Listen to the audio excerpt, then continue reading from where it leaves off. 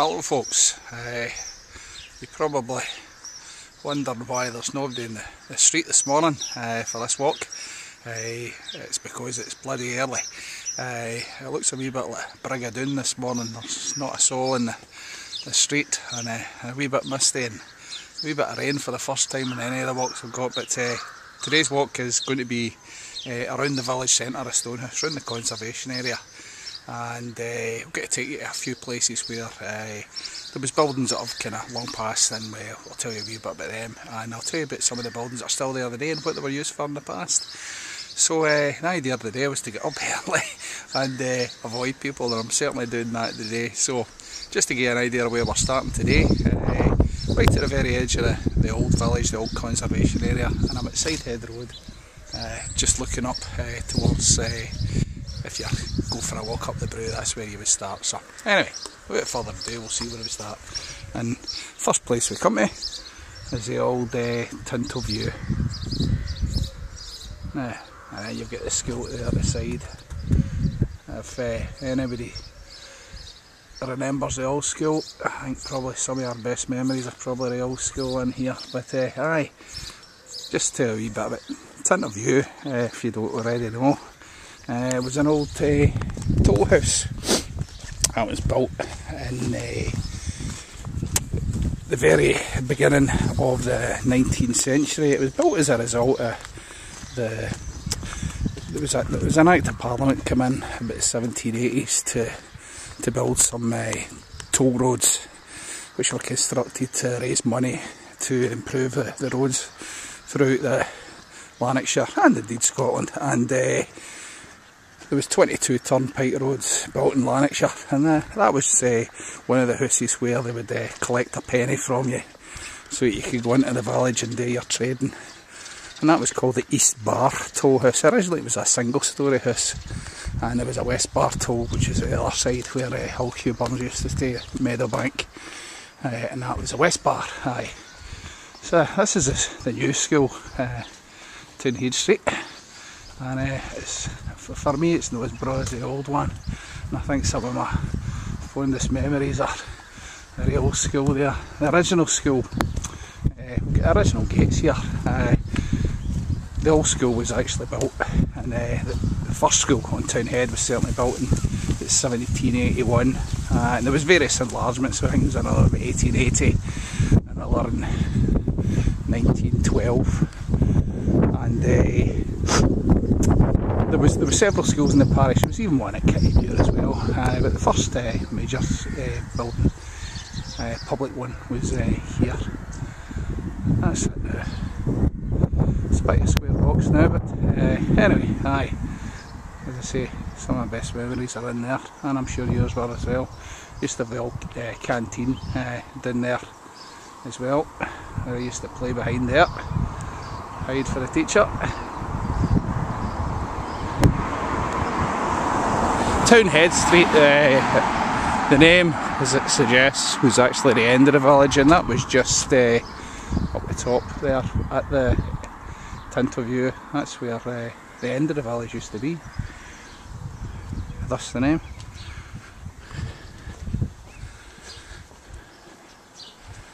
Aye. I'll tell you a story actually. These railings here in the school used to be a bone of contention for years. Everybody was complaining about the state of these fences, and in a moment of madness I became a councillor, and the first thing I did was get these painted, and and it's literally when the first week of my getting in as a councillor, and that very weekend I get pulled into the Crosskeys toilet, and a couple of the boys want a word with you, councillor. Says, that's very good of you getting the fences painted, but however, what's this, you're painting them back in green? And I says, aye, I thought that's what you wanted, green. And they were going absolutely mental, but actually, fortunately for them, it was actually the undercoat. I think they were painted a kind of purple, if I remember rightly, a purple or a blue. Anyway, got them painted. So this is Townhead Street. We're going to be heading around the old conservation area just over there, there's a wee sign. Those were put in about the year 2000, and the Brighter Village put in all the tops there, and that just gives you an indication of where the old conservation area is. Not these houses you can see coming up here, most of these were weavers' cottages as well. We'll talk about the weavers later on. But at its height in Stonehouse, Stonehouse had about, it was over 600 weavers, which is quite a lot for a wee village. Small house there. In fact, this house here, I'll just take a walk over so you can see a wee bit better. This is one of there's not many of the old tenements left, most of them have been knocked in.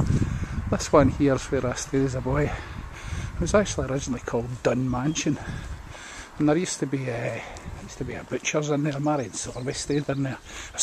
She worked in there. And there was a slaughterhouse at the back.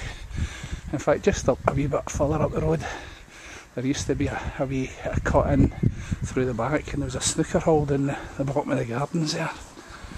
Spears snooker hall. Aye, that's the old, saying the old, that's Canderhaven, the nursing home. For those that know from the village, you might not know, but that's the local care home there. And as you can see, there's not many folk on the road. It's a wee bit like that film 28 Days Later, and there's been a zombie apocalypse. And again, some folk would think it was a zombie apocalypse before the virus, but anyway.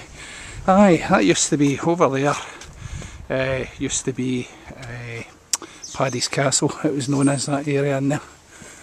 In fact, just up at the corner there used to be a phone box up there. Just to the right of it there used to be a milestone which told you the distance to Ayr and distance to Edinburgh, because Stonehouse used to be the main road from the two.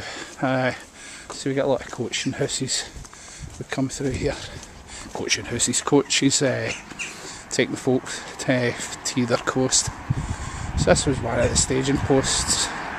The folk would go to the lights of the Black Bull and the Buck's Head for refreshments on the way. Again, some of you might remember in the corner there, that used to be Alec Bambrick. Used to have the mace in there. Galloway Mate Clouds have been in there for a long time now. And of course we've got the old co-op. Right. Just cut through the garden there. Community garden was actually put in by the Stonehouse Development Trust under the leadership of Bill Craw many years ago. But a lot of people again think it's the council that actually maintains this. It's not. It's actually the Brighter Village group that maintains this area, and they come down here once or twice a week under normal times and keep the gardens clean. There's a cracking big apple tree in there as well for the cooking apples, which you've just to help yourself to it if you get a chance. Aye, so the co there, there's a wee, just above there's an old doorway there. You'll see the LCS, and that's Lanarkshire Cooperative Society, and that was built in 1905. Replacing another co-op which was at the other side of Queen Street there, which was built in the 1880s. I might mention that later on. But in number 44, which was just across the road there, that is where that's where the first schoolmaster's house was for Townhead Street actually.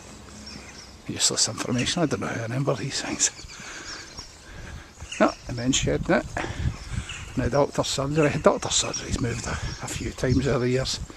When I was a boy it was up the top of Townhead Street into the right, across the road. So we're going to just take a donner. This is probably the shortest walk all day. And as you'll see, it's about the first time I've not needed my wellies. However, I think I should have put them on because I think I can feel a bit of rain. That's as you coming up to the cross now. This has been the centre of the town as long as the records recall. I could tell you hundreds of the stories about the shops here, but in the main, where we are now is Marketplace. There's a police there, keeping an eye on us. Oh no, it's a doctor. No, we'll go this way. Aye, Marketplace, and it was called Marketplace because this is where the cattle markets were, and they traded here. And we've got some photographs of some trading going on here and one of the markets. And over there, that was the old ship in over there. But it was a single story building at one time. I'll tell you about the Black Bull later. So it was quite a big open space, and it took you down. There was quite a few roads off it, as you can see. You can get into Union Street there. In fact, at the bottom of Union Street, we're not getting in the other day. I might tell you before, but just at the bottom there on the right hand side, I think it was 1844. There was used to be a gas works down there, and they supplied gas for the lights in the village. I think there was 27 gas lights put in at first, and they lit up the middle of the town. It was Johnny Bruce was the lamp lighter. He went in the tin lighting the place up. So aye, it's maybe needing a wee bit tender care right now, but it still retains a bit of character, I think. Right, so you're now going up Angle Street. In fact, the guy took all these photographs of old Stonehouse in days past. Used to stay in here on Angle Street, John Melvin. These photographs I've been posting, they're all dated between 1880 and about 1910. The boy took me, he actually emigrated to America and eventually came back again, like so many people for the village. Left Stonehouse. Some were offered monies to go, and others sought adventure and wealth and a chance of a new life for a range of reasons.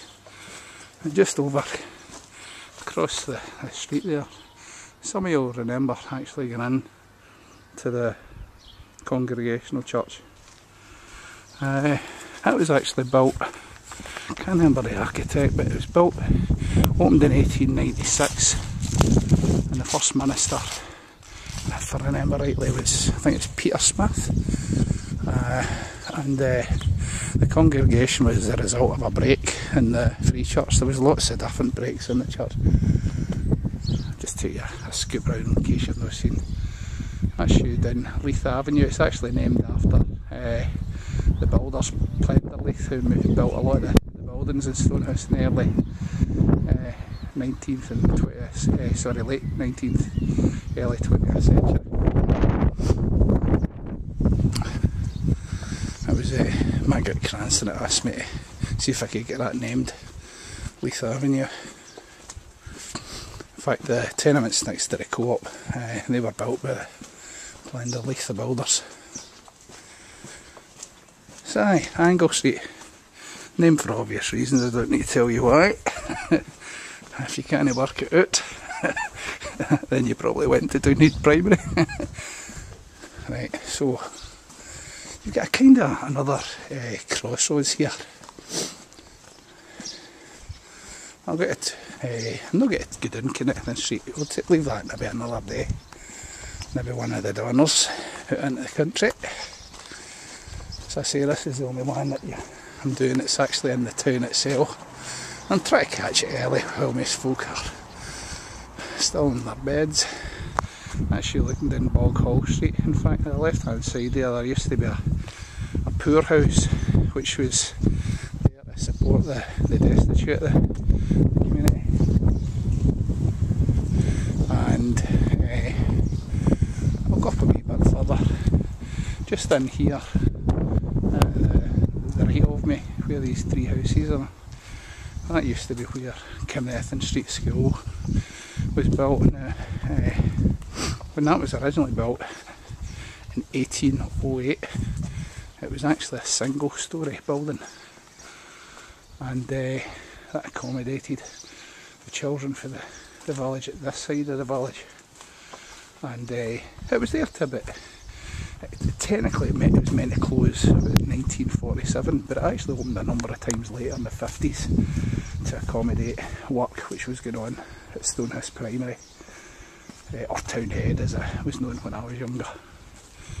Now again unusual not to see any folks in here, but I just wanted to take a wee scoop into Nathan Street. The last two weavers in Lanarkshire, actually, I'm just getting into the middle of the road. There's nothing getting up me in the day, unless it's an electric car. Anyway, down at the bottom on the right hand side there at number 66 was Robert and James Hamilton, who last plied their last loom in 1939 as the last weavers in Lanarkshire. And if you're the master weaver, this facility here was a master weaver's house, and we've got lots of old photographs of the weavers here. But alas, the big power looms took over, but Stonehouse carried on the weaving, and predominantly because they specialised in silk weaving. So it lasted a wee bit longer, and Straven, they done very well and offered a good time after the weaving because they specialise in lace. And we've got lots of examples of that work that they did as well. Now, where am I going now? I'm kind of just rambling and making it up as I go along. Anyway, I've got the wee street just to the right hand side here. I don't know why I'm whispering, there's nobody here. Right, up this wee lane here. I'm saying lane, it's called Bog Hall Lane. In fact, I can remember about 25 years ago, one of the things I had to look into was this lane, because the council was actually denying they owned it when people wanted it resurfaced. But between myself and Fred McDermott, who lived in Bog Hall Street, we managed to convince him it was their street, and or lane, as I say. So it's called Bog Hall Lane, and it's really just an extension of Bog Hall Street, just back there. It's a kind of wee crossroads. That takes you up to a right away at Watson Farm, but we're leaving that for now. Right, Bog Hall Street, quite an interesting street in many ways. There's nothing of it, the original street there, but it was predominantly populated by Irish folks who were working on the bridges and the roads construction around about the area, including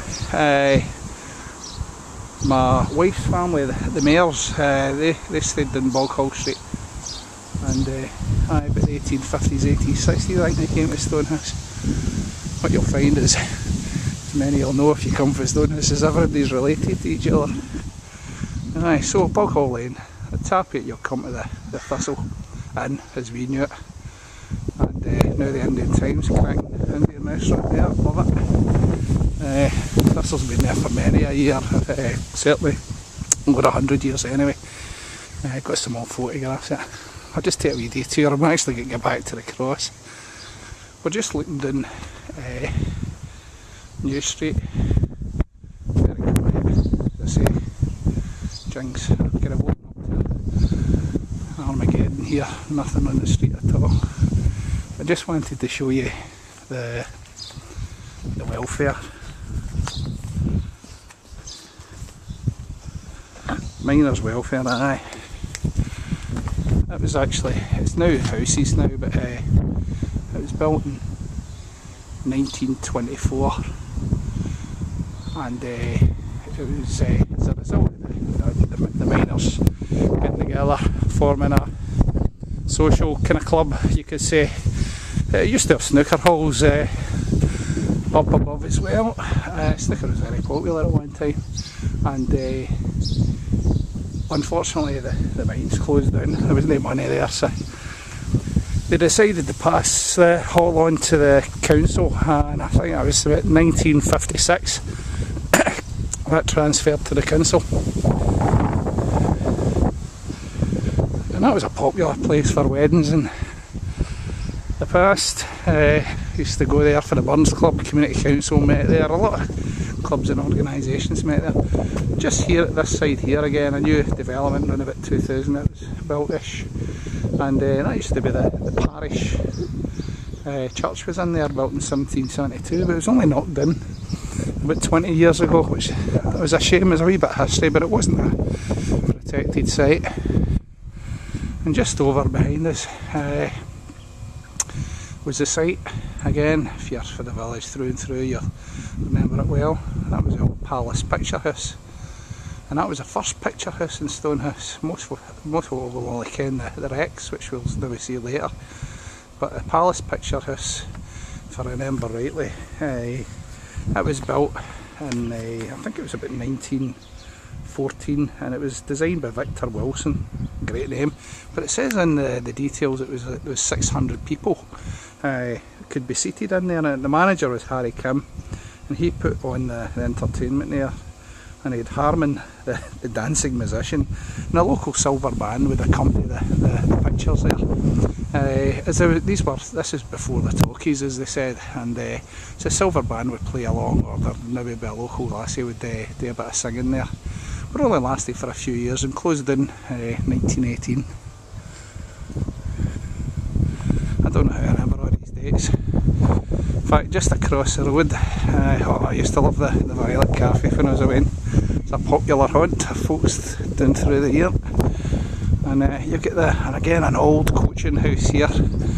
I'm not quite sure what it's used for now, but the old Buck's Head, that was one of the coaching houses. That goes back at least a couple of 100 years, where the changings would happen, where they'd change the horses and folks would get some refreshments. As I say, this is the old ship inn. God, there was 100 pubs in the days, single story building at one time, and we've got what is the Spar now, but at one time you'd buy Hassans, the ironmongers, who moved in the village a few places. They also used to be up Argyle Street, but they were in there certainly in the 1880s, 1890s. That's gone now. Just before I scoop round the corner on again, the building just at the top of Union Street, most of the locals here would know it as Hamilton Farm. However, before that it was also known as Camnetton Inn. Believe it or not, that was also a pub. I can't remember it was Thomas Hamilton, and he used to have a place down at Loch Park, and he moved there, I think it was in 1842, and he opened up another pub. Surprise, surprise. And talking about pubs, here's the old Black Bull. Fantastic. Again, a Black Bull. Alas, it's not the condition it used to be, but Black Bull, in fact there was another Black Bull there before. There was a fire in 1857. Just have a wee look up here for folks that have maybe looked up the street for a while. 1857, it was burnt down in the fire, and old Mr Burns, who was related to Hugh Burns, he was out curling at the time, and they shouted on him, he was away curling at match, and to come back, but by the time he came back it was burnt to the ground. The townsfolk had formed a queue of folk with buckets, but it was well done. So I used to stay up there years ago, old Croys, having a field day in the bins there. So you've got, it's a bit of an odd one, you've got Trongate, in fact I'll just mention it now, you get Trongate, that's the old public hall. I think, if I'm right in saying, it was 1888 that was built, and I think it's still got a bit of character yet. It's a shame that it wasn't invested. I think it would have been a fantastic building, but the old foundation stone for that still rests in there. It'd be interesting to see what's in there. And then you've got the garage. I actually used to cut through in days past, right through at the other end of Queen Street. But so it goes from Trongate to Argyle Street and then on to Laurie Street. It's a bit odd. And if you don't ken where one starts and the other starts, it can be a bit confusing. So we're going to go by the cross here, and we're going to cut up Queen Street. There's been butchers here as long as I can remember as well, and bakers, and it was a wee thriving community. I can remember the Hassans had the shop over there, the shoe shop, and you go upstairs and get your feet checked to make sure your size was right. And in fact, you were lucky if you got a pair of shoes, because you usually get your sister's old gutties or your brother's wild wellies or whatever. They passed on through the family. So so we're just at the junction again with Queen Street. There used to be a public toilet here at one time. Folks might remember the smell. I certainly do. It was absolutely minging. So we're it used to be in days past, used to be a smithy down here at one time. I believe I've got a photograph of it somewhere. But if you're interested, you might like to know that the Cross Keys here is one of the oldest buildings still left standing in the village. And it was built in 1750 or thereabouts, within a year or two.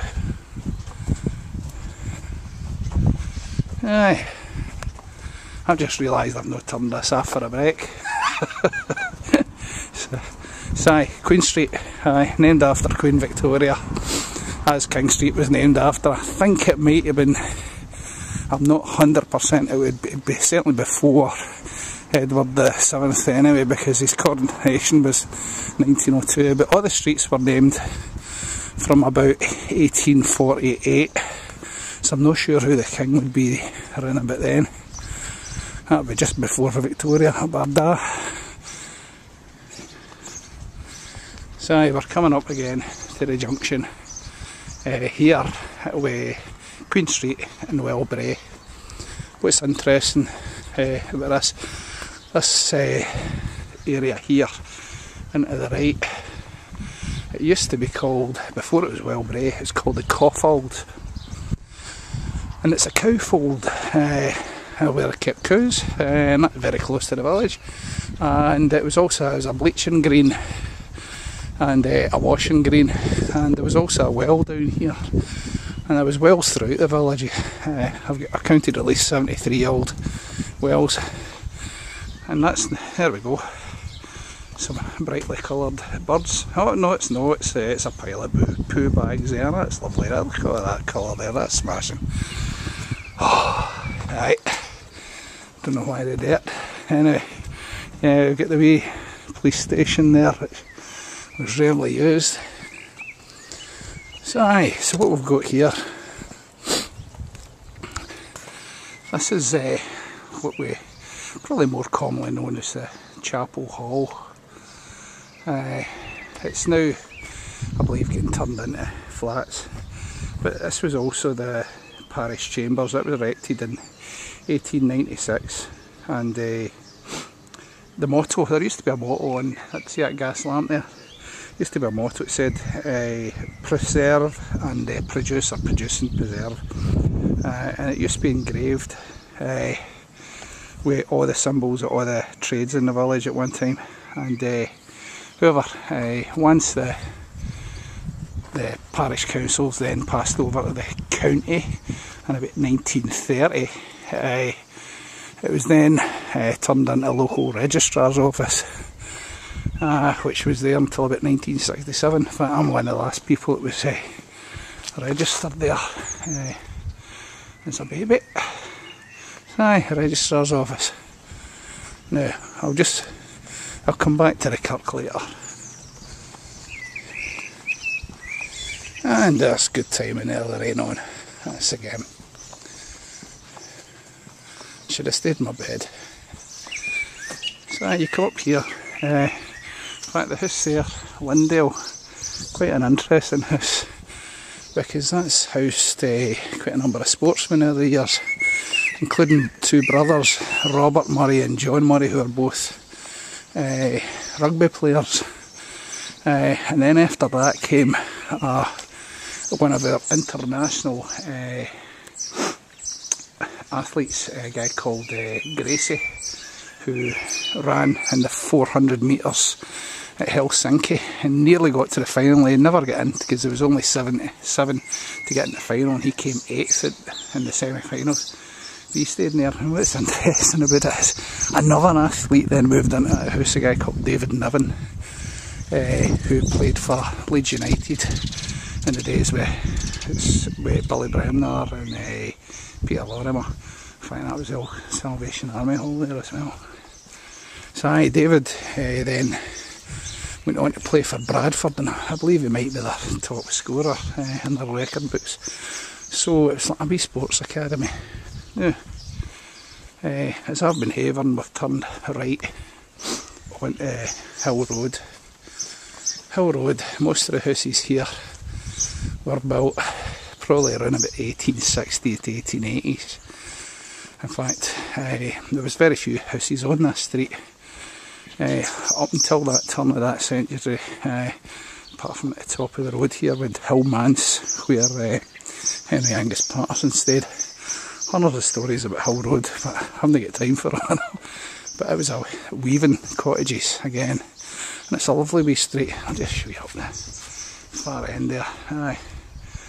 What's interesting about Hill Road, it actually was part of a dispute nationally when the folks were trying to buy their own houses and they didn't have the rights to the land. The landowners were putting them off the land through, we won't get into the detail, but the legislation allowed them to basically shift them on, and the townsfolk here with others, I can't remember the other town, were able to show, were able to convince authorities to bring in a new act that enabled people to buy their own homes and own the land in which those houses were built on. And the original houses here, believe it or not, sold between £45 to £60.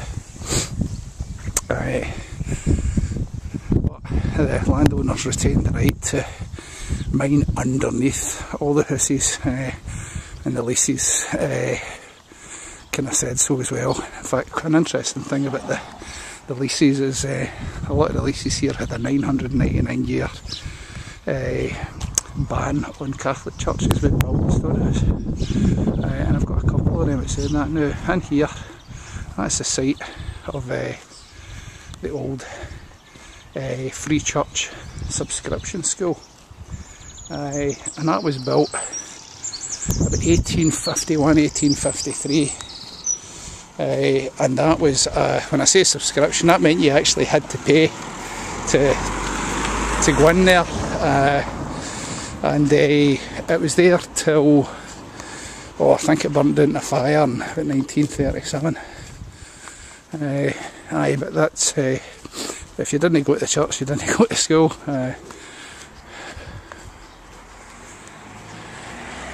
So aye, Hill Road, lovely wee bit. Now we've come to a junction again.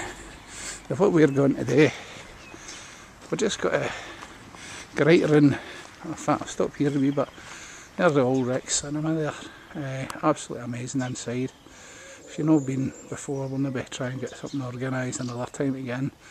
Opened it up a way back about 20 years ago and hunters turned up there, I couldn't believe it. But it was built in 1937 by John Sheeran, and it was formed from the interior of a ship which was originally called the Columbus, but it was renamed the Homeric by the British Allies, who took over this ship which was used to cruise the oceans of the world, from Southampton to New York and eventually the Caribbean. But it was broken up eventually at Inverkeithing.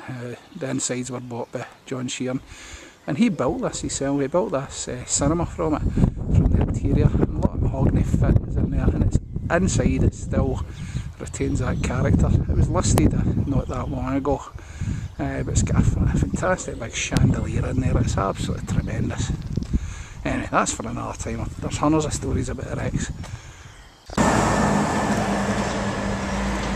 Aye, there's Patterson Church there. I'm just turning left now onto Laurie Street. In fact, this bit of the town used to be called the New Town and was known as such until it was renamed Laurie Street around about the late 40s, 50s. Patterson Church, obviously named after Henry Angus Patterson after his death in 1901. was built in 1879, and it's just up for the next in the street there. What's interesting about this church is the congregation here originated from Chapelton, believe it or not, and there was a break in the church, another break in the church, and they decided to set up their new church in Stonehouse. And what they did is they actually dismantled their church in Chapelton, and they brought it to Stonehouse. They rebuilt it on that site there. We've got a photograph of that. It's one of the earliest photographs of Stonehouse, about 1880. But a few years after that they built the present church, which I think was built 1879 if I'm right. Church clock, that was put in the year after, 1880, and it cost £132, and I don't know how I remember that, but we're looking for a new clock at the moment, and I think it's one of the icons of Stonehouse. It's a cracking church, lovely windows inside and all. This is an interesting bit here. This is Stonehouse's old jailhouse, 14 Laurie Street, and if you're a bad boy, that's where you went, probably 18th century, and possibly before, but it's certainly recorded as 14 Laurie Street, where the jailhouse was. And it was said that there was an old jailkeeper there actually by the name of Jai C, and he actually claimed that when he was going up the stairs in the old jailhouse one time that a witch was pulling his leg as he tried to go up and ring the bell up there. So I suspect he was probably into a wee bit of the communion wine at the time, but anyway, another wee story linked to witches of Stonehouse. So you're on Laurie Street now, heading down to the brig, and we've come at the end of here before. Some of you might know it's before my time, 1965, the beaching cuts for the railway station, when the railway ended, but that was the main road or pathway into the railway, and you can still see the remnants of the old railway if you know where to look in there. In fact, I can remember old Mrs Rattray, who just lived around the corner here. We're just heading in Green Street. She used to live when she was younger. She was married to the station master. I can't remember his first name, but Mr Rattray was one of the station masters. I think he was also station master at Straven for a while, but just in the house, just under the bridge on the left hand side, was the station master's house. And then we've got the bypass up here. So this is you in Green Street. Not as old as you would think, still part of the old conservation area, but most of the houses are kind of built by that kind of 1860, 1880. I'm going to take a wee donor up there anyway, and then we'll cut down Miller Street, I think, or round about there. So there we go, Green Street. What's no change really is the buildings either side. Big difference being obviously a lot of cars in the street now, but the actual old photographs of the village 100 years ago are very similar to what it is today. Now, Green Street, as the name suggests, had a green here where the women of the day in the 19th century would come along, like the old steamies of Glasgow. Not steamers, that's something else altogether. The old steamy, where they would come and wash the blankets. And it was a bit of a social affair. And they'd tramp the blankets and twist the blankets to get the water out. And that was a daily occurrence down here. And it was somewhere near the end of this street on the right hand side. There's a wee thing that's worth pointing out here. This whole tenement block is getting worked into it. You might notice up in the right hand corner there, maybe just see it. It says Alexandra Terrace, and it's named after Princess Alexandra. I think that was about 1902, 1905, somewhere around about then, I can't mind now. Oh, here's a thing, see this big green area here? Worth noting, the folks in Green Street here fought a legal case with General Lockhart many years ago and he claimed this was his. Anyway, the case actually went to court, and this green here, which is still here today, actually belongs to the people of the area here, and that is theirs. It's worth remembering if they go to try and do something with it, that that's actually part of the property and the ownership of the townsfolk here. Aye, and I've got all the paperwork for that, just in case it needs to go to court again. And just as we're coming up to the end of the street here, the rain's starting to come down, which is good because I never wore a jacket, that's the game. It's the first rain I've seen in ages. Anyway, aye, the building there on the left hand side, that's the old the old Greenside School. I would hope nobody would remember it. It was opened in 1853, around about then, and single storey school.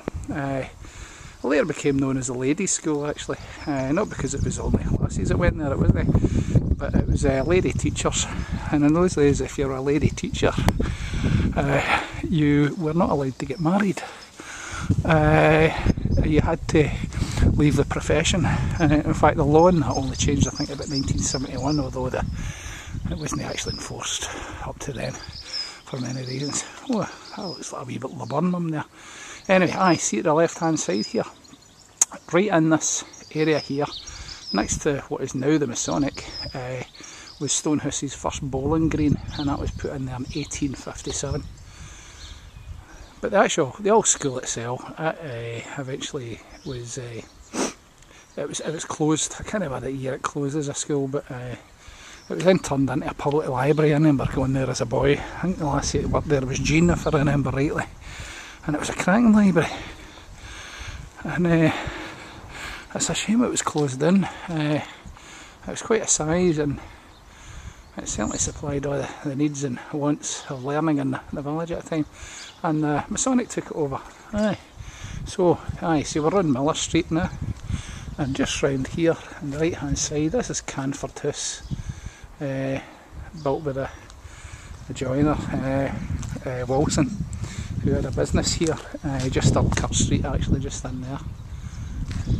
In fact, we'll not go down Miller Street, we'll take a cut down Kirk Street. So in fact there's a wee cottage down there when the Gillespies used to stay. That was built in the late 1700s as well. Worth saying though that behind us, the old Canford House, that was the site of the Alexander Hamilton, it was actually William King Hamilton, who was a minister it was named after. It was Hamilton Memorial Church, and there was a church built there in 1843 by a famous architect by the name of Baldy.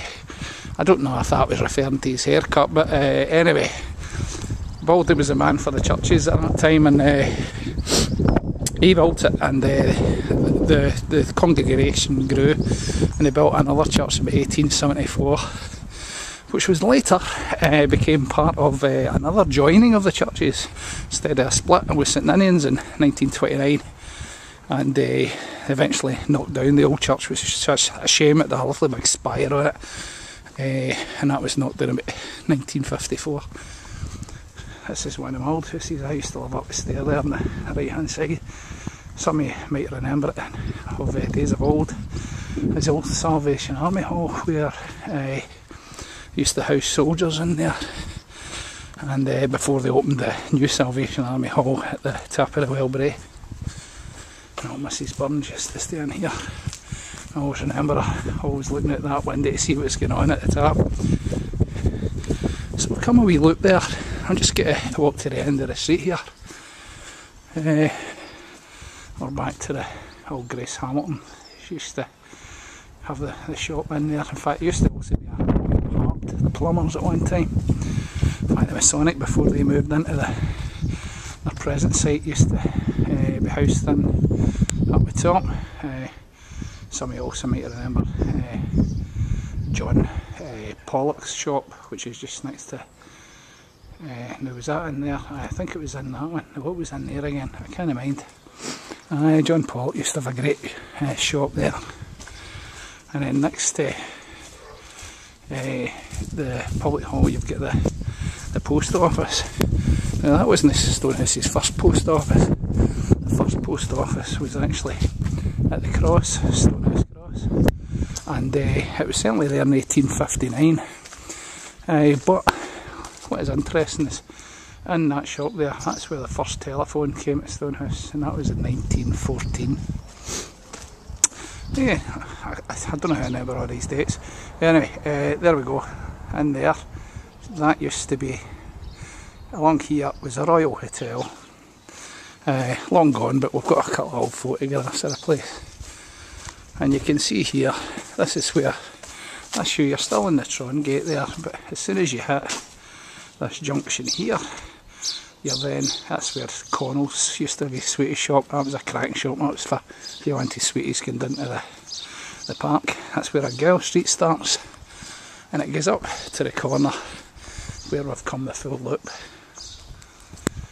Just a wee bit of useless information, but I can remember old John Sheeran telling me the story as we're passing the Rex again. And they'll tell me that two fellas came from America. He says after the cinema opened, it'll be 1937, and chap at the door says if they could come in and see the place. He says, no bother.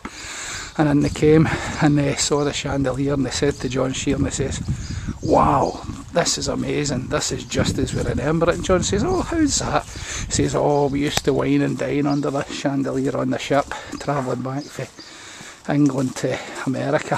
He says, oh, that's amazing. He was thinking to himself, wait a minute, used to dine under it, that means they must have been dining with the captain and all the stars of the day. And lo and behold, John asked him, he says, if you don't mind me asking, but who are you? What are you involved in? Oh, we're involved in the film industry. We're the Warner Brothers. Absolutely amazing. And here, they said their greatest memories were there, because that's where they signed all their contracts with the big stars and the film actresses and the actors of the day. And they came all the way from America just to see the Rex Cinema, because they'd heard that it had been turned into a cinema, and how appropriate it was with the Warner Brothers as well.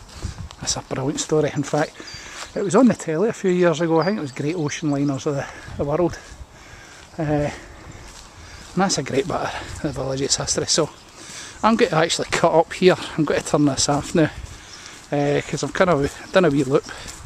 I'm going to go up Crow Road and cut through the bowling green, and I'll catch you up at the other end of Vickers Road, and then we'll call it a day at that, because that's the rain coming down. Right, we'll see you in a minute or two. Here we are, we're just entering the bowling green. Just scoop round a bypass to the left to get McLean Gardens, named after old Dr. McLean. Again, before my time, but some of the old folks in the village might remember him. Right, that Crow Road there we just come up, that was named after an old minister for the village. There we go, I've been here before, one of the Donners. I was remembering you can cut through there.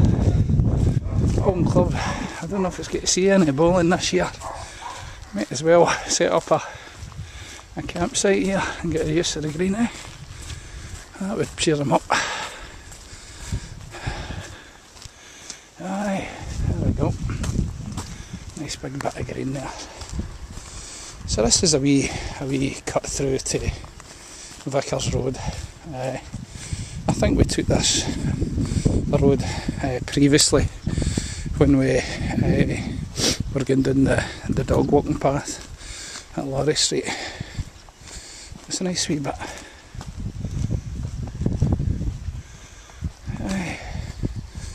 Right, so that's us. We've come to the corner here, Emans Road and Vickers Road. We're near the end of the journey. It's a cracking wee walk. In fact, see if you're not that fit anymore and you can't get to some of these places out in the countryside, maybe this is the wee Donner for you. Look, just go around the village and start to notice some of the things you maybe didn't notice before. Aye. The old telephone exchange up. Right, and Vickers Road.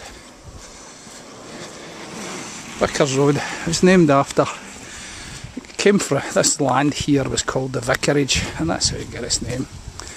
and you get Hill Road on the left hand side, a lovely wee road. I always like to walk up there. You've as well as some nice again houses here on the right hand side, probably dating to these are actually later. These are about 1890 to about 1910. Some of these are a wee bit later than expected. You get the old manse there, and believe it or not, next to it you've got another old manse. These belong to the churches in the village. In fact, I believe the second one here belonged to two of the churches. They transferred one manse to another. I can't remember which was which, so I'm not going to tell you a lie. But for a while that was also a doctor's surgery. I can remember that. And then next to us we'll get STONEHOUSE Church, where we're going to end our journey. I'll take you in. I do the gardening here. Keeps me busy. Although I've not been in it for a while. Whatever in it's happening. We'll be doing a food bank here later on. But there we go. There's STONEHOUSE Parish Church. I'll show you a few things actually while we're here, just to finish up. In fact, originally this church was going to be, it was designed by Alexander Cullen, and originally they were going to put in here, just this area here, they were going to put a graveyard in there. I'm glad they didn't, because I do the garden and I don't want to be coming across dead bodies while I'm doing it. But anyway, the church was built in 1896. Alexander Cullen designed it, and it was originally going to have a big spire on it. Now I haven't brought my key with me to show you, but just if you're walking by, it's worth a wee look. Now through the window, I don't know if you can see it there. That there, in the vestibule of the kirk, is the old armorial bearings of Hamilton of Rachloch. And the Hamiltons, they used to have Patrick Home House, and that's where the crest used to reside. It was above the lintel in the house there at Patrick Home, where the martyr Patrick Hamilton was born in 1904. And this was just pre-Reformation, and it kind of changed the religion and the way in which we worship it. I'll not go into the details, but it led up to Reformation, big changes in the church, and Patrick Hamilton was very much part of that, and where we are now in terms of the church, for better or worse. And but he was born in Stonehouse, and he's got the claim to fame of being that's a world record for Stonehouse. He was burnt at the stake for about 6 or 7 hours. Oh, there's a wee goldfinch in the garden there. Aye, it was the longest ever recorded execution in Scotland, and Archbishop Beaton, who set about him with a fire up in St Andrews, made sure that the wood was wet so that it'd burn longer, and he died in writhing pain. In fact, if you go up to St Andrews today, you can see the spot where it was burned, and it says there's a PH in the ground where it was burned, and on the wall of the university up there you can see what looks like a man's face writhing in agony, and the stone work. I thought it was a myth, but actually it does look like a face burning. But anyway, that's the tale anyway. But up there, just at the top, I'm rambling on again, is the memorial stone.